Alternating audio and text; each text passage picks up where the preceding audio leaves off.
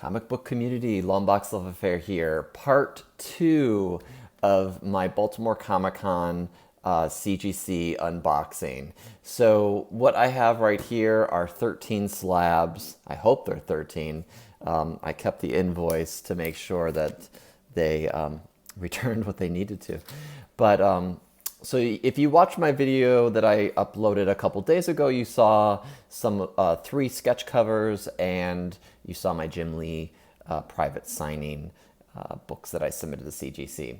So the Jim Lee private signing was something that CGC did to take a mass number of books and just give them to Jim Lee to sign without the owner of the books present. So I wasn't there. I didn't see Jim Lee sign them. I went to a panel of his, but he wasn't signing there. Whereas these books, I actually slogged my way through the convention hall primarily on the Friday, the first day of the convention, and busted my butt trying to get out there and wait in line and get signatures. And so there's 3 artists in this box, if I'm remembering correctly. There's a Walt Simonson, which originally I said I was never going to stand in line for Walt Simonson again because he always has a crazy line, and I already have a sketch from him. I don't think I have anything signed up until now other than just the sketch.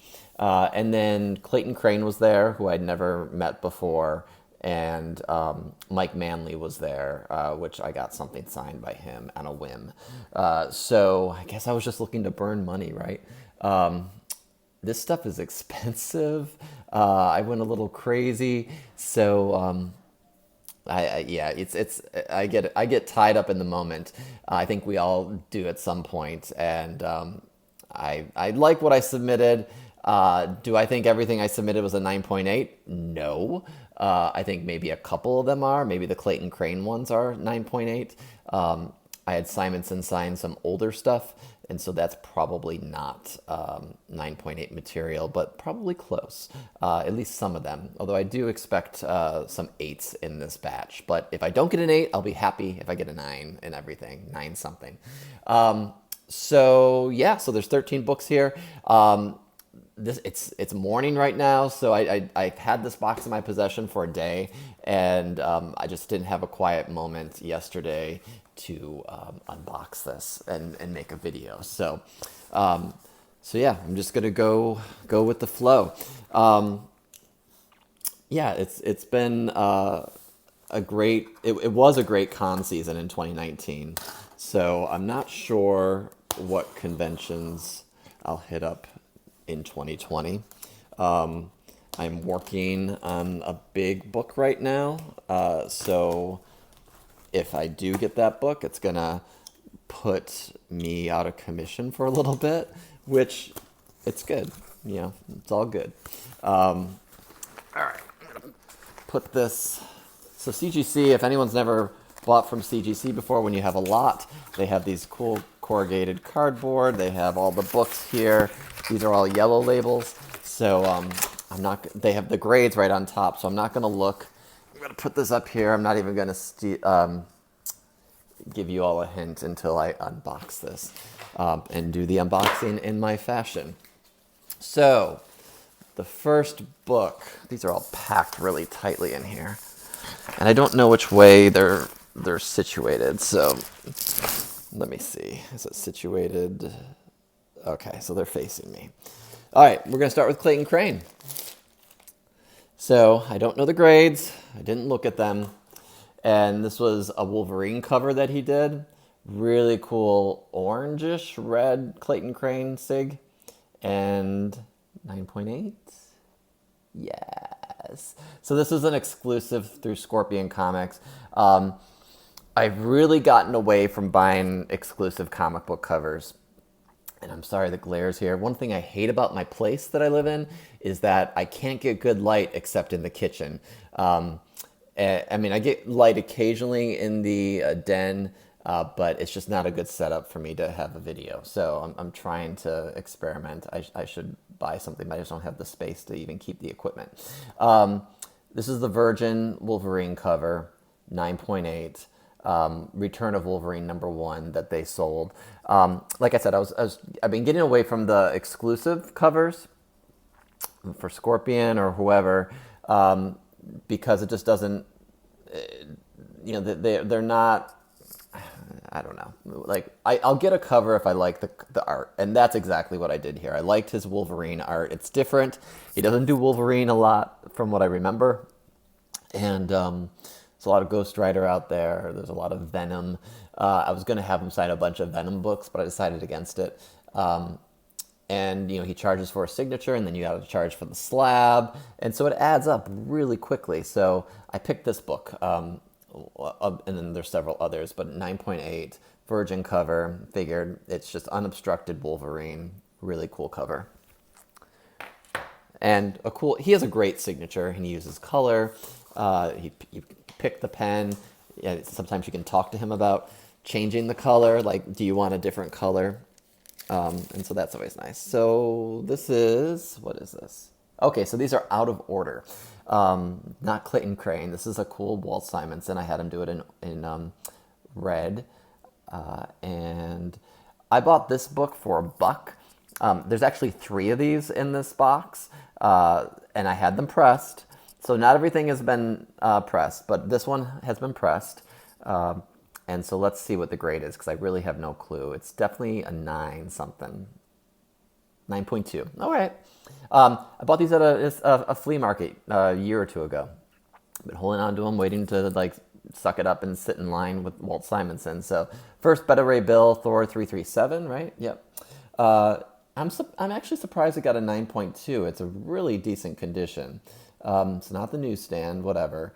I see one spine break that breaks color. Maybe that's it. They are white pages, so not bad for a flea market find that they were not bagged. They were actually bagged together loosely. So Thor 337. And that's a cool Simonson signature. Let's see, who's next? Okay, it's another Beta Ray Bill in the red. Did I get any better? It's 9.2? Still 9.2? It's going to be a trend. One of the things that it's worth noting about his signature is they say it's like a dinosaur. And he does it so fast now that the detail is not completely there, but it's supposed to be like the head, body, and tail of a dinosaur, or something of that sort. I think that's how he originally stylized his signature. I'm sure there's other stories about it that it might be a little different, but who knows. Is this one also the Beta Ray? Let's see here. Oh, you don't want my slip. No, so this is back to Clayton Crain. We got a cool blue on this Deadpool, Despicable Deadpool, number 287. I'm thinking this is a 9.6. 9.8, yes. I thought it might have had like a spine indent or what have you. I did not press this book. I love this variant cover. This was during the Marvel Legacy when they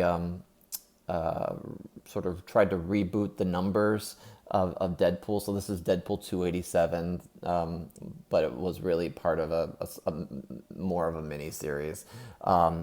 Cool Cable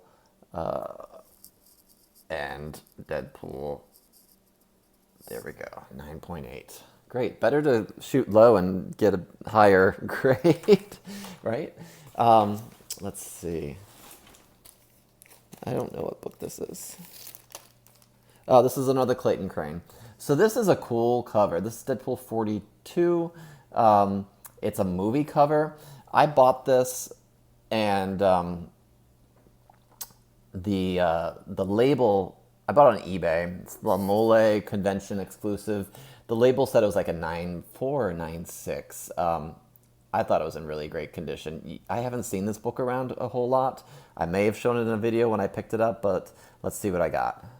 9.6. Okay, I'll take that. I just really love the movie poster style to it. He's got a nice purple signature up there to mesh with the purple here. It doesn't blend in too much. And it's just a cool art cover. I don't collect a whole lot of Deadpool. I like Deadpool.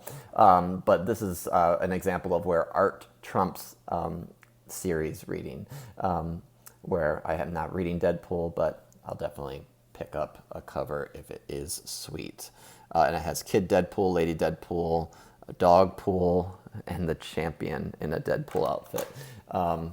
Which is one of those like cosmic beings. All right, next up. I don't know what this is. Oh, okay, this is my last Clayton Crain. This is Avengers 7. And cool blue Clayton Crain right there. I love this Ghost Rider. I love this, something BC, the original Ghost Rider. And it came back 98, yes. I was thinking the Clayton Crains would be at least a 9.8. And the 9.6 is fine too. This is a sweet cover. I didn't see many people signing this or having him sign this or what have you. Again, it's a lot of Venom, although his share of Ghost Rider too. But excited to bring the heat on this book. This was a hard one to find originally, but I think you can just buy it on Midtown or what have you. That's what I did way back when it came out. Excuse me. All right, we're trucking along. Don't want these to fall. We're getting top heavy. Next is this the... Okay, so it's more Simonson. This is, I had him sign a bunch of Inferno storyline. I love that storyline. I think his artwork was killer on the covers. And on the inside, I read this as a kid and loved it. This is a newsstand. He did it in black there, and it is an 8.5. 8.5. Oh, I know why. So this one I debated on having signed, but I love the cover so much. It's in really nice condition, except there is like a very light printing crease down the middle. I didn't care. I wanted to get most of these Inferno books signed. It's a newsstand, and it just goes into my collection. It's interesting. They talk about on the notes that the story is continued into X-Men 242. I've never seen them get that detailed with their descriptions, but cool Madeline Pryor Goblin Queen cover. That's probably the lowest grade I'll have, hopefully. Yeah, so we'll see. Not really happy with that, but it's not unexpected. Another Inferno cover, newsstand. You got some like demonized Wolverine going on there. The X-Men, X-Factor, Simonson, 9.4. Okay. Not bad for picking it out of a $1 or $2 bin back in the day. Maybe a year or two ago. And maybe very light wear, obviously, because they gave it a 9.4. I'm not going to dispute them too much. But where's that signature? There in the title. So that's cool. Let's see, who else? I was going to have Louise Simonson sign some of these, and I had her sign one. But it was just, they're busy covers, and I didn't want a whole lot of jumble. All right, this is my Mike Manley, and I had him sign it here. This is the Marvel Age 97. I'm not sure what to expect from this. Maybe a 9.2. Not pressed. Not sure. This is the first appearance of Darkhawk. A lot of people dispute this with Darkhawk 1.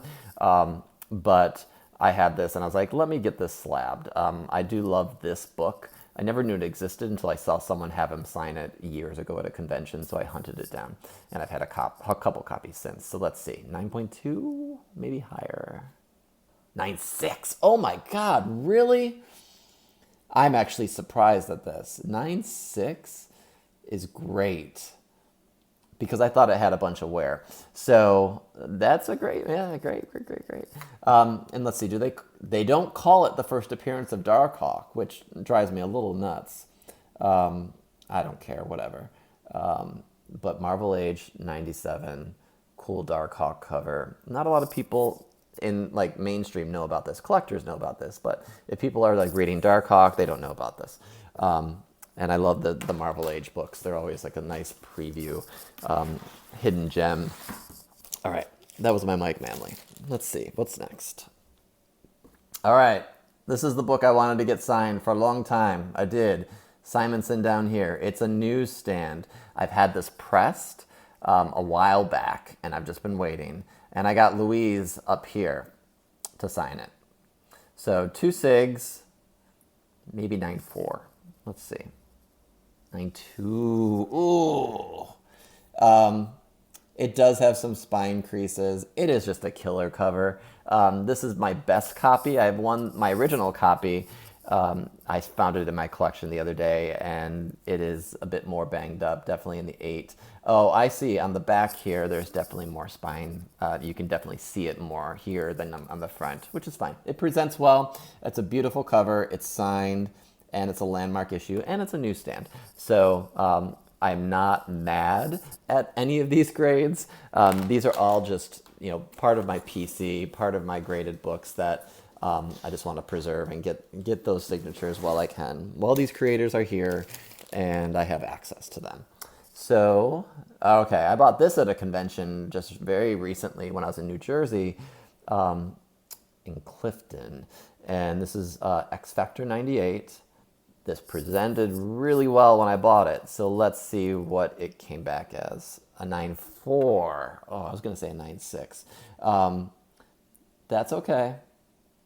It's the first Horseman of Apocalypse. This was a really hot book for a bit with the Age of X stuff, not Age of X, the Powers of X and House of X stuff with the first appearance of the Horseman of Apocalypse. But now there's going to be probably the original Horseman showing up in X-Men somewhere. So this is just kind of a nice cap. These two kind of go really hand in hand. And I love Archangel. I love Apocalypse. He is one of my favorite X-villains. And, anything with him in it, it really is amazing. So got 2 books left. Let's see. Is this the... Yes, okay, so this is my last Beta Ray Bill. Another signature down there in red by Simonson. And if you remember, they were both 9.2s. So will this be higher or will it be lower? It's probably going to be about the same. No. No, it wasn't. That's too bad.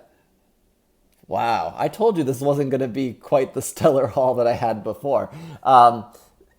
337, Hulk 337, or Thor 337, 8.5. Wow, I did not expect that to go that low, but frankly, I have 3 copies. I didn't care. I paid $1 each for them, so I end up on top here. If I ever sell this, I think I could definitely get more than $1 for it. I should, because the case cost about $19 or so. Last book, I think. Is that the last book? Yeah. I can't remember what one this is. This is probably another Inferno. Yeah. So this is Simonson down here. Killer Madeline Pryor versus Jean Grey cover. And this is X Factor 38. I just want this to be higher than a 9.2. Let's just see. 9.8? Really? I guess we're ending on a high note here. And I had Louise Simonson sign at top as well. So I had her sign 2, I guess. I don't remember that. Yeah, that's a really cool cover. The reds, basically an all red cover. So yeah, I wanted to get the Infernos signed. There's only one of the X Factors that I think is also part of Inferno that I didn't have and with me to get signed. But that's okay. These were the covers I really liked and had on hand. I may have bought this at the con that day and said, why don't I do it? Death of the Goblin Queen is in this one. So yeah, I wish I had the brighter pens. I did have the brighter pens, but I hedged my bets and I didn't want to have anything smeared. So because I had so many books with me and I was juggling so much, so I didn't have them use the bright paint pens. I'll probably do that differently next time around, but I had the Sharpies and they had the Sharpies. So Louise's is a little narrow, but that's okay. Walt does this really nice, this is a good one. This is a good thick signature of his. So that's my haul. I have to say probably the Clayton Crains are my favorite just because I like his artwork the best right now. But I'm a big art guy. So I like artwork for different reasons. And you know, I just took advantage of who was there at the con that I was interested in. So that is my Baltimore Comic-Con experience. I had a great time when I was there in October. Now it is January 2020.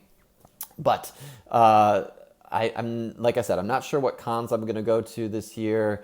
I really would love to meet Mark Silvestri. He has been on my list for whatever, along with Eric Larson. Those two. Would love a sketch from both of them. Eric Larson's a little bit more attainable for that than Silvestri. Silvestri's a little pricier. So, and plus you got to consider the price of going to the con, the price of admission, flight, hotel, if it's not local, which it probably won't be for those two. So I just don't know. I don't know yet. I'm going to hopefully make my big purchase, hopefully show that off in a future video, probably in the next month or so. If it happens, if it doesn't happen, it won't be a video, and then go from there. So thanks everyone for watching. Hope you've enjoyed this video. Hope you've liked me being back since I took a little break, not too long. Every once in a while you take like a month or two off. It's just been super busy. So now you got 2 videos in January. Thanks for watching. Take care and stay in touch. All right. Bye-bye.